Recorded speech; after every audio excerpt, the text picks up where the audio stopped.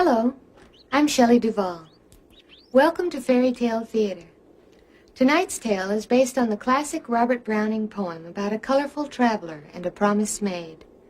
Woe to Hamelin if the piper's not paid. The Pied Piper of Hamelin. Eek!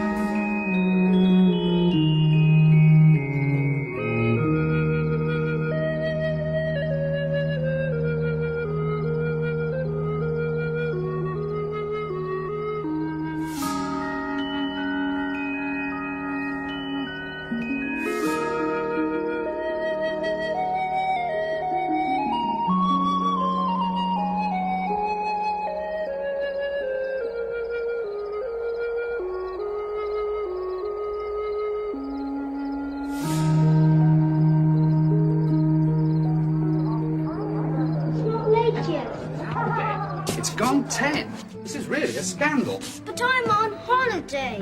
What's the point of being on holiday if you can't stay up? It's a very clever argument, young Willie, I'm sure. And while I'm certain I can't answer as you phrased it. Put like that, I see no reason why you shouldn't stay up until dawn. That's what holidays ought to mean. Then... Where's little Willie? Ah, hello.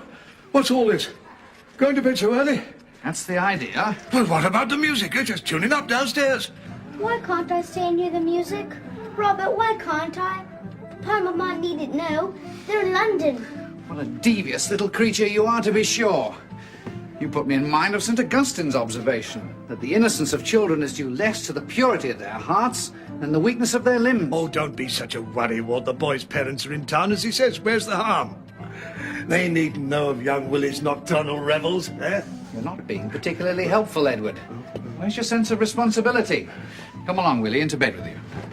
I promised your mamma and papa that a certain measure of decorum would be observed if they let you come into the country for a fortnight to amuse us all. Now, they've kept their end of the bargain, and you've kept yours. We've all enjoyed fighting the Red Indians with you on the heath. I'm sure my coachman can't recall such excitement. Edward. And you've kept yours. Now, I must keep mine. Yes, or pay the piper. That's how it goes, I shouldn't wonder. Pay the what? My dear Edward, will you kindly adjourn so I can get this boy off to a decent night's sleep as I promised? All right. Well, Willie, it looks as if we're beginning to pay the piper already. Good night, young man. Good night, sir. What does that mean? Pay the piper. Who's the piper? Who's the piper? And what must he be paid? What a lot of questions. This wouldn't be another diversion on your part, would it, Master William? I only want to know what it means. All right. If I explain it to you, will you go off to sleep without further demur or procrastination? Is it a story? Well, yes. Actually, it is a story. Now, have I your promise? Bed at my conclusion? Does it have a ghost? No, it does not. Oh. But it has several dreadful goings-on. Oh. Now, have I your promise? Promise. Very well. Hamelin town's in Brunswick, by famous Hanover City. The River Weser, deep and wide, washes its wall on the southern side. A pleasanter spot you never spied. When begins my ditty? Almost 500 years ago. To see the townsfolk suffer so from vermin was a pity. Vermin? Rats! Rats. Rats. They fought the dogs and killed the cats.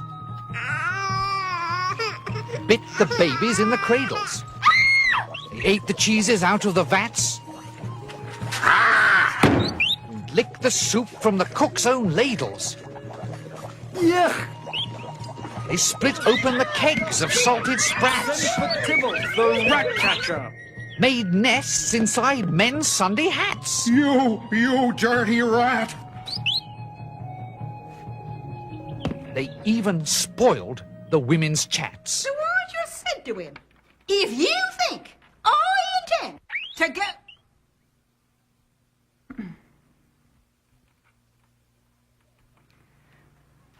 What I said was...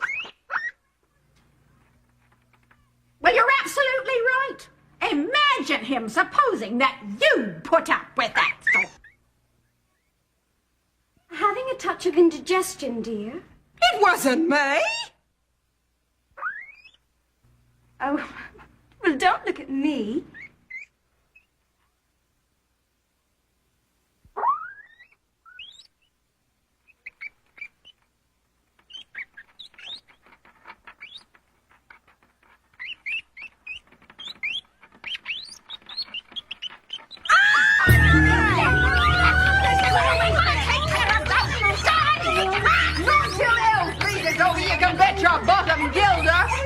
Drowning their speaking with shrieking and squeaking in 50 different sharps and flats. Hold there. This assembly's called to order. To order. Oh. Make a note of that, town recorder. Just a moment.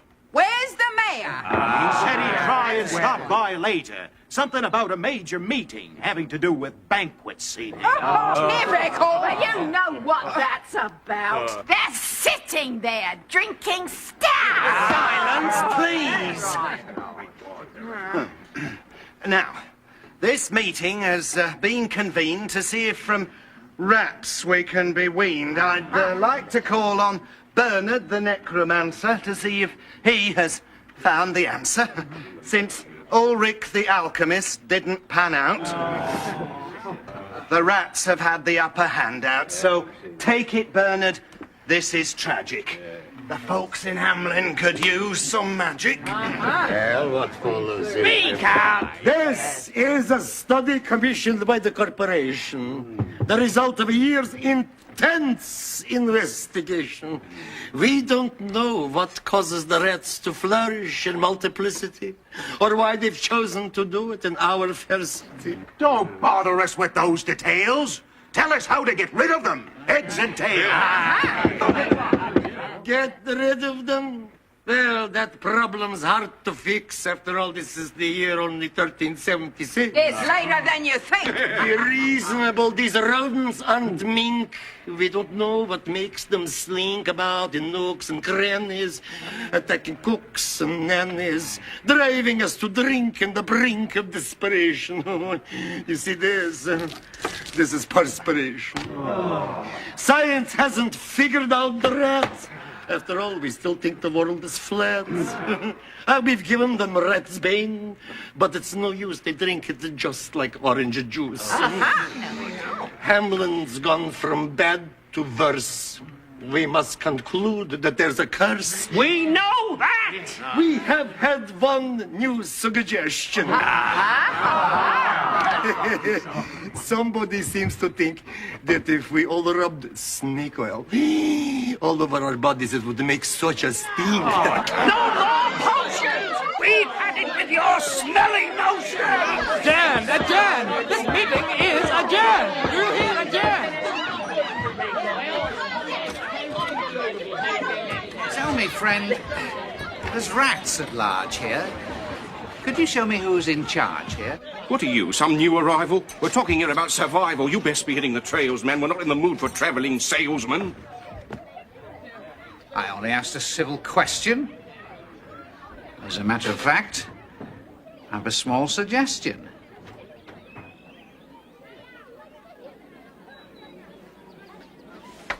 You mustn't mind them. They're just frightened. Too much so to be enlightened by any wandering... Are you an actor? You might call me a rat attractor. Consider me yet another factor in mankind's never-ending vermin war. I try to help man even up the score. Unless, of course, I am not heeded. I never intrude where I'm not needed. You're needed here without a doubt. You must have figured that much out. But you must take your application to the Marin Corporation. That's where you should be appearing to get yourself a decent hearing. Thanks, young sir, for your advice. I'll take it. And I won't think twice.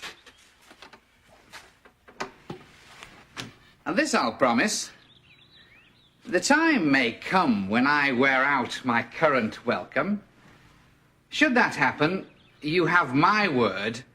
I'll remember what I heard here and give you my protection. Against what? Why, against unnatural selection. Remember, young sir, that all's illusion, and dreams, though potent, are no solution to the problems that we face. The rainbows that we chase are no more real than the idea your foot will heal. My words, no doubt, seem strange to you, but please remember that they're true.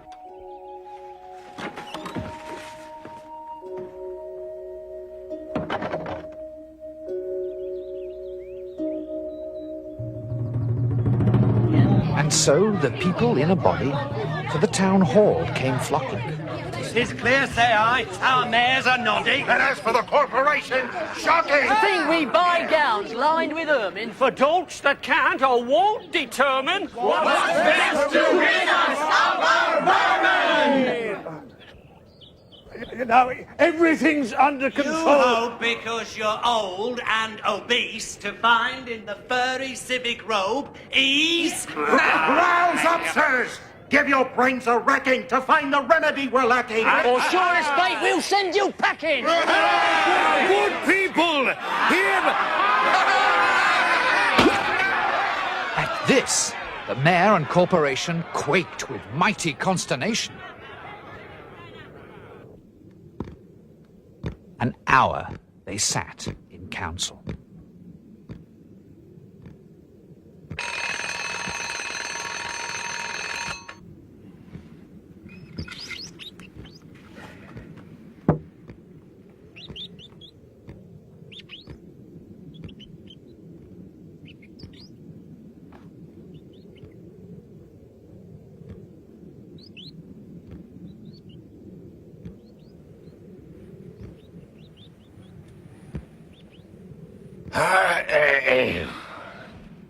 At length, an alderman broke silence. This is another fine mess you've got us into. Me? How do you come to that conclusion? I didn't start this verminous intrusion. No, but you're the mayor, are you not? Is it your responsibility or what? It happened during your administration. That's certainly a grave consideration. And as for history's verdict, I shudder to think... They'll throw everything at us but the kitchen sink. You saw what happened outside just now? They're in a foul mood anyhow. Today was fruit, that's bad enough. Tomorrow might be stronger stuff. Well, whose idea was that full report? Ah, I see. No one with a prompt retort? No one wants to say that's true, but only because 'twas mainly you. I? 'Twas really I? Oh, me. Oh, my. Perhaps I should lay down my mitre to someone who's a wee bit brighter. Perhaps they should all change their vote and shift the government to someone of note who'll... Not so fast. You're quite forgetting all the salaries we're getting. If you don't talk like that, it's just upsetting. Changing the mayor is no solution. Not for our pockets, nor this pollution. Will no one rid me of these meddlesome rats? If they did, I'd consider changing hats and taking my place alongside you and let history say simply... Boo. You're bargaining with empty air. We need to enter their whole lair. We don't need self-sacrifice. That probably only works with mice. For the gilder, I'd mine ermine gown sell. I wish I were a mile hence. It's easy to bid one. Rack one's brain. Oh, I'm sure my poor head aches again. I've scratched it so, and all in vain. Oh, for the trap! A trap! A trap! Just as he said this, what should hap at the chamber door but a gentle tap? A gentle tap. What's that? Oh, only a scraping of shoes on the mat. Anything that sounds like a rat makes my heart go pitter-pat. Come in. The mayor cried, looking bigger. And in did come the strangest figure. His queer long coat, from heel to head, was half of yellow and half of red. And he himself was tall and thin, with sharp blue eyes, each like a pin, and light loose hair, yet pasty skin, no tuft on cheek nor beard on chin, but lips where smiles went out and in. There was no guessing his kith and kin, and nobody could enough admire the tall man and his quaint attire. Quoth one, "It's as my great-grandsire, starting up at the trump of doom's tone, had walked this way from his painted tombstone." Who let you in, sir? Go away. We're giving no free meals today. You've interrupted a serious matter. Perhaps I have. Yet I flatter myself that I could fix... We want none of your cheap theatrics. We've no time for strolling players. How's Hamelin fixed for rodent slayers? Oh, no, not another necromancer. We're giving none a second chance, sir. State your business and depart. We've lost our faith in your so-called art. Please, your honours, pardon me. I'm able, by means of a secret charm, to draw all creatures living beneath the sun that creep, or swim, or fly, or run after me, so as you never saw. Oh, what did he say? And I chiefly use my charm on creatures that do people harm. The mole, the newt, and the toad, and the viper. And people call me the Pied Piper. and here they noticed round his neck a scarf of red and yellow stripe, to match with his coat of the selfsame check. And at the scarf's end hung a pipe, and his fingers, they noticed, were ever straying, as if impatient to be playing upon this pipe, as low it dangled over his vesture, so old-fangled. Yet, say I, poor piper as I am, in Tartary I freed the Khan last June from his huge swarms of gnats. I eased in Asia the Nizam of a monstrous brood of vampire bats. Easy enough for you to say. Those places are far enough away. How do we know your tales are true, that we should place our faith in you? Your reservation's not unjust, and I'll respond to earn your trust.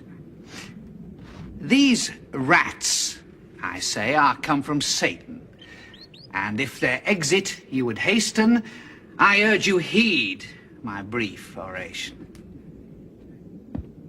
I've done business with the best. North, or south, or east, or west. My powers have yet to fail a test, and my references are on request. You say your city's plagued with frogs? I'll have them disappear in bogs. Or if your township's cursed with lice, I'll pack 'em off to paradise. Piping's my game. Extinction's my goal. Wide is my fame. Famed is my role. My offer's one you can't refuse, unless you see how you could lose.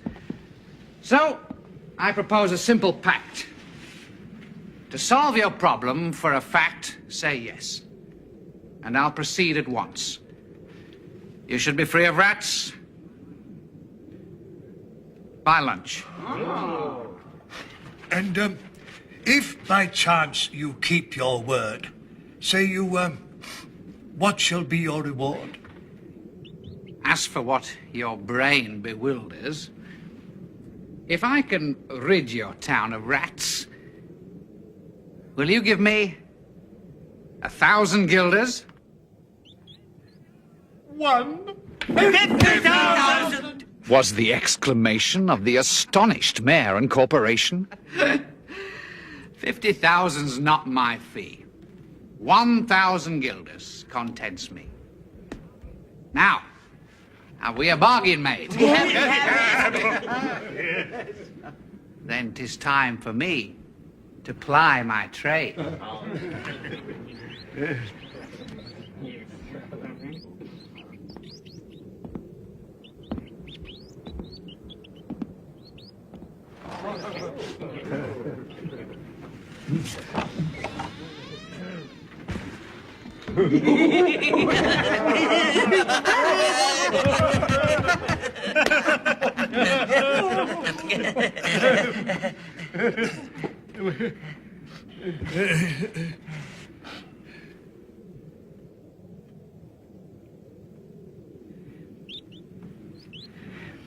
If only one could well believe there was aught he could achieve.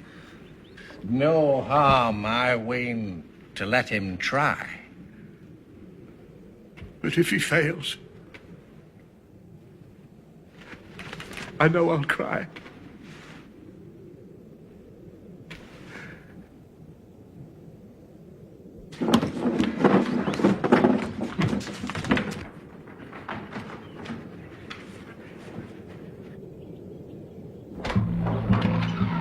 Into the street, the piper stepped.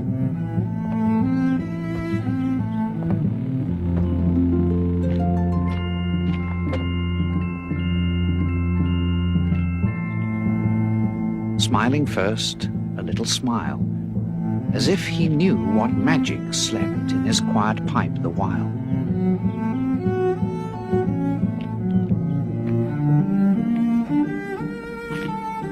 And then, like a musical adept, to blow the pipe his lips he wrinkled, and green and blue his sharp eyes twinkled, like a candle flame where salt is sprinkled.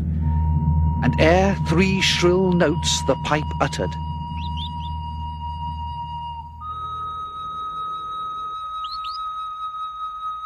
Hey, is he piping?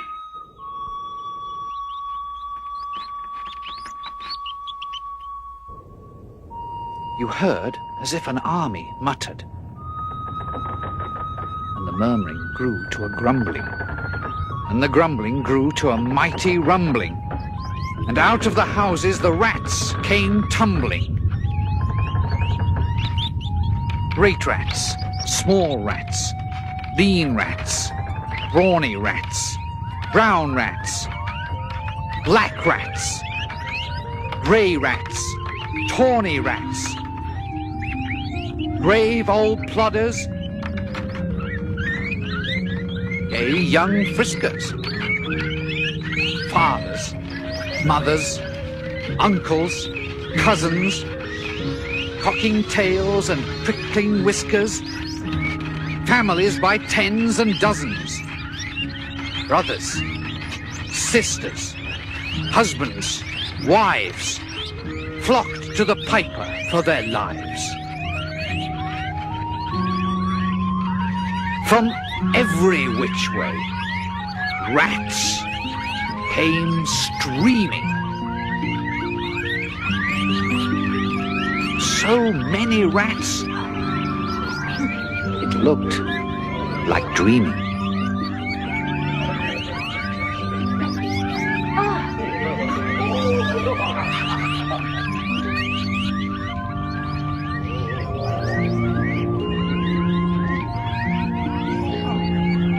From street to street he piped, advancing, and step for step they followed, dancing.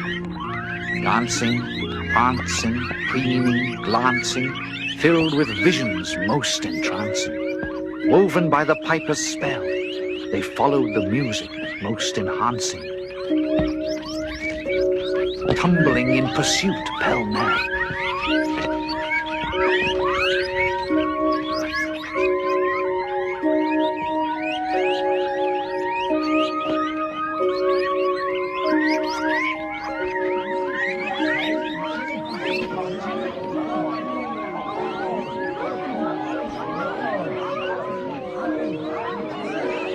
until they came to the River Weser.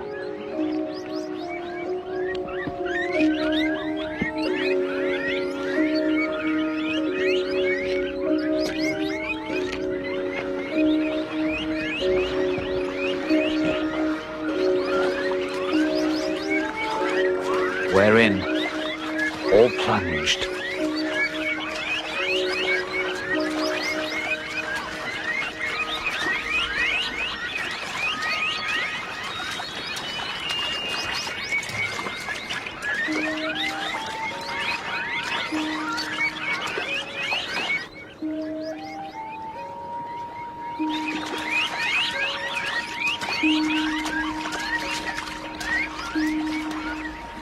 And perished. You should have heard the Hamelin people ringing the bells till they rocked the steeple. Easy does it. Preparing to feast in jubilation to mark the rat rain's expiration. Cooking without rats. Who'd believe it? It's difficult, I must say, to conceive it. No more rat soup or ratatouille. Or any rat sandwiches or any rat Louis.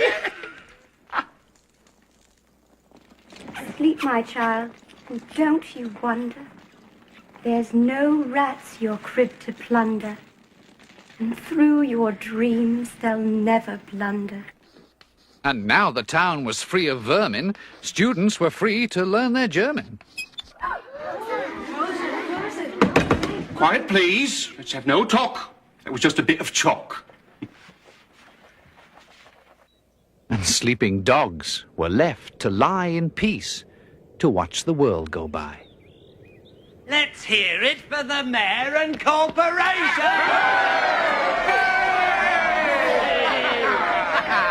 They're the cause for all this celebration. Thanks to their sagacity and wisdom, Hamelin's folks at last are rid from all the rats that made us moan. From being rat finks, we're now a rat-free zone!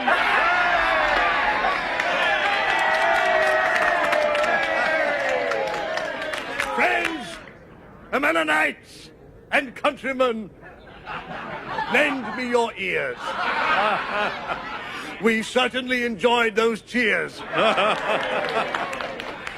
It wasn't easy, you may be sure, to get for Hamelin this rat cure. Your mayor and your corporation labored hard, with much vexation, frequently in consternation, working sometimes through the night to try and see our way to light, scorning food and drink's delight to fulfill your great expectation. And now we come to you in victory and bid you succumb to topsickery. Omitting though no sage preventions to thwart any other rat's intentions. Go, good people, get long poles, poke out the nests, block up the holes, consult with carpenters and builders, and leave not a trace. But first, if you please.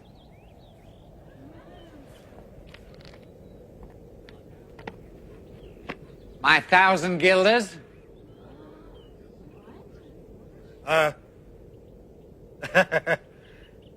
Just a minute. Gentlemen, let us withdraw. I think there's something in my craw. That's it, folks. Take a break. Well, don't just stand there like a wake.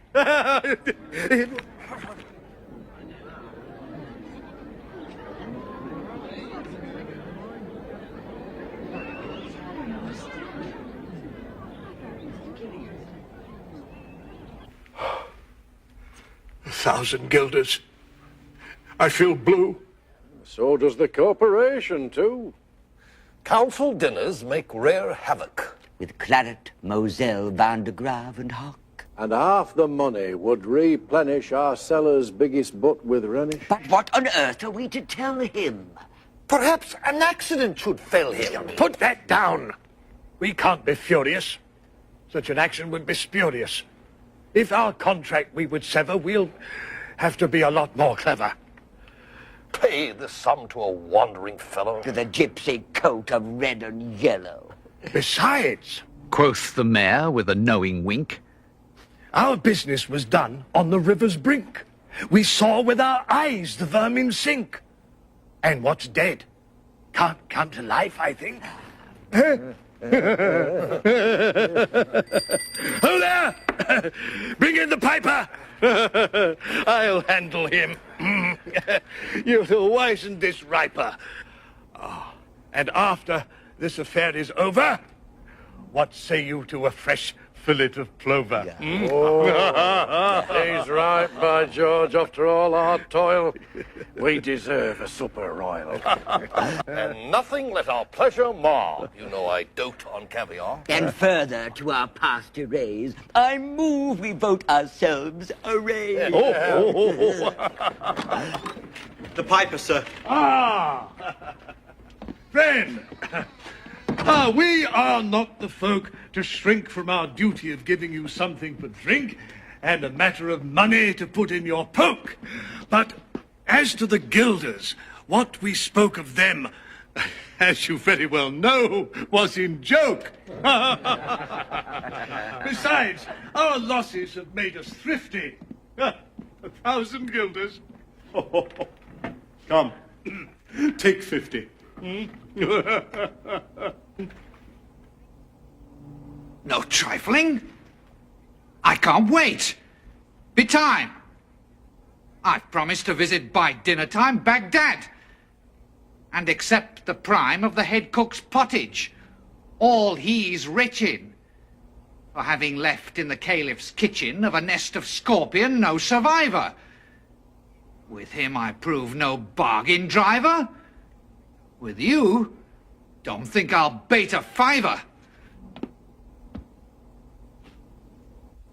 And folks who put me in a passion may find me pipe after another fashion.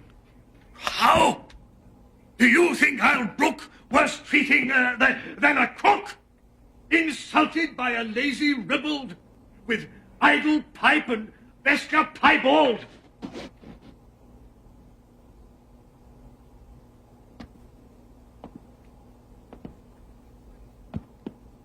If you break the promise that you made, this is the only time I'll warn. By the time the sun has changed to shade, you'll wish you'd all were never born. Do you threaten us, fellow? Go, do your worst. Blow your pipe there till you burst.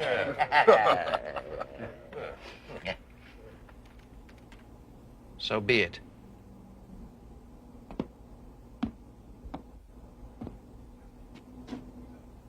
Hamelin's cursed.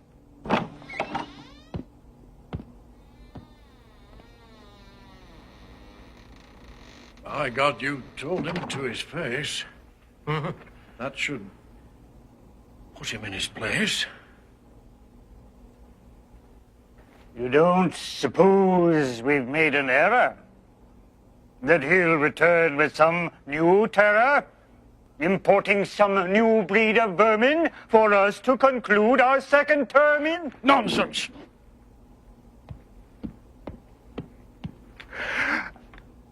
Nonsense! If revenge he plans on taking, why is he standing there and waiting? Why doesn't he just go to it? I'll tell you why. He just can't do it. Perhaps his vengeance takes some brewing. And while it does, we sit here stewing. We don't know how his plans are made. By the time the sun has changed to shade. I'm not sure why, but I'm afraid. Maybe we could offer him a medal. I'm not about to backpedal. We made a promise. We're not Hicks. It wasn't a promise, it was politics. Let's leave him to his little tricks. Come, let's all sit here glum. We've saved ourselves a tidy sum.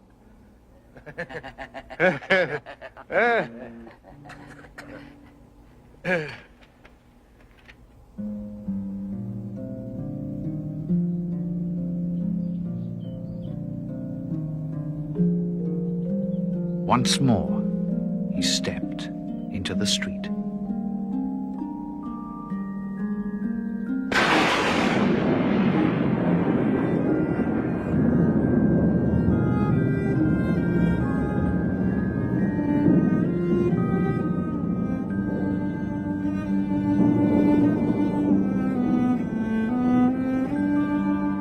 And to his lips again laid his long pipe of smooth, straight cane. And ere he blew 3 notes, such sweet, soft notes as yet musician's cunning never gave the enraptured air, there was a rustling that seemed like a bustling of merry crowds justling and pitching and hustling. Small feet were pattering, wooden shoes clattering, little hands clapping, and little tongues chattering. And like fowls in a farmyard when barley is scattering, out came the children, running. He's here. All the little boys and girls, with rosy cheeks and flaxen curls, and sparkling eyes and teeth like pearls. Tripping and skipping, ran merrily after the wonderful music with shouting and laughter.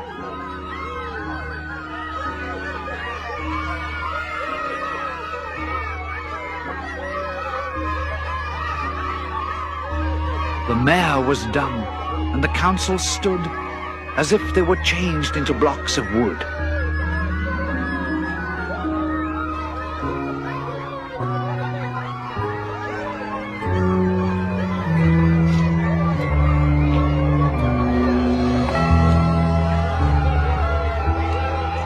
Unable to move a step or cry to the children, merrily skipping by, could only follow with the eye that joyous crowd at the piper's back. But how the mayor was on the rack, and the wretched council's bosom beat, as the piper turned from the high street to where the Weser rolled its waters, right in the way of their sons and daughters.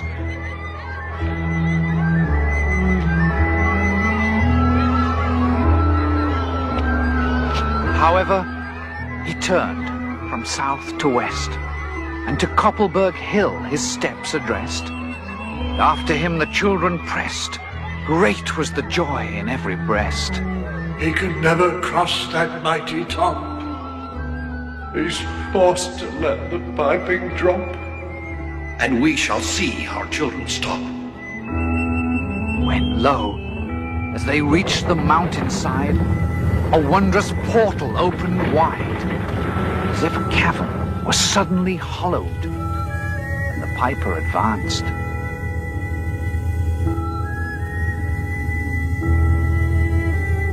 And the children followed.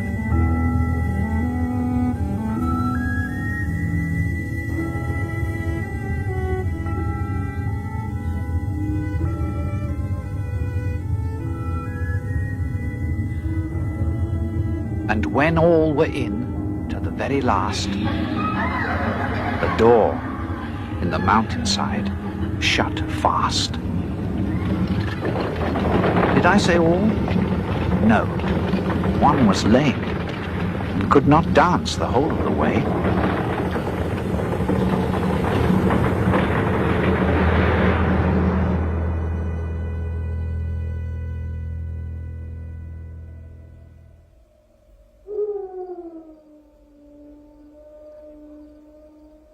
And in after years, if you would blame his sadness, he was used to say, It's dull in our town since my playmates left.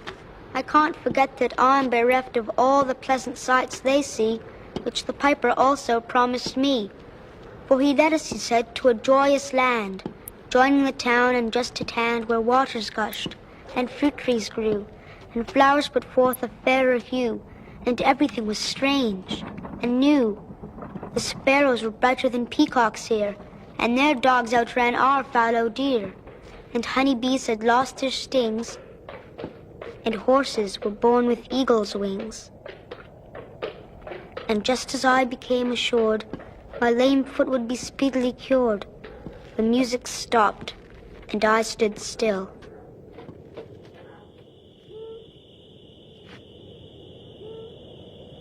And found myself outside the hill.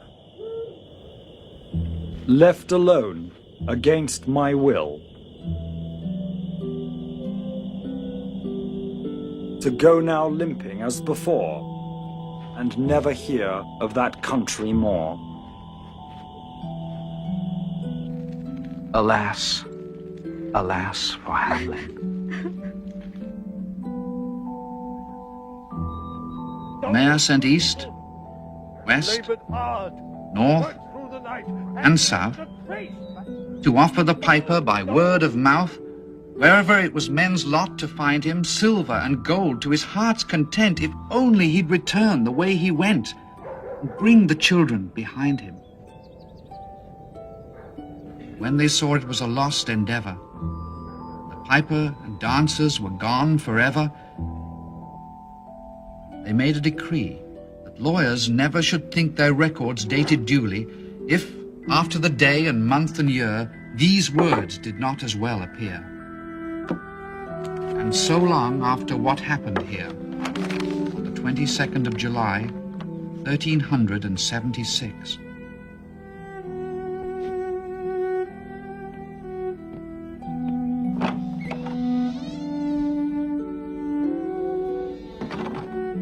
And the better in memory to fix the place of the children's last retreat, they called it the Pied Piper's Street, where anyone playing on pipe or tabor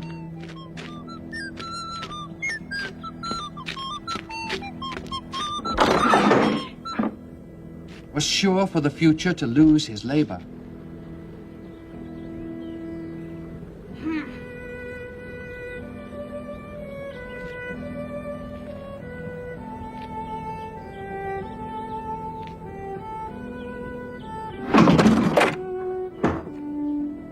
Nor suffered they hostelry or tavern to shock with mirth a street so solemn.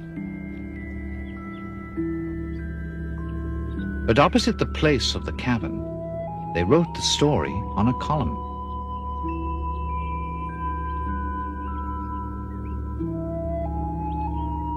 And on the great church window painted the same, to make the world acquainted how their children were stolen away.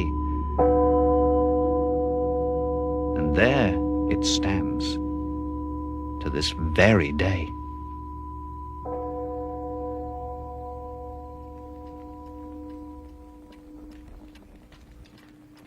And I must not omit to say, in Transylvania, there's a tribe of alien people who ascribe the outlandish ways and dress, on which their neighbors lay such stress, to their fathers and mothers having arisen out of some subterraneous prison, into which they were trepanned long ago in a mighty band, out of Hamelin town in Brunswick land. But how, or why, they don't understand.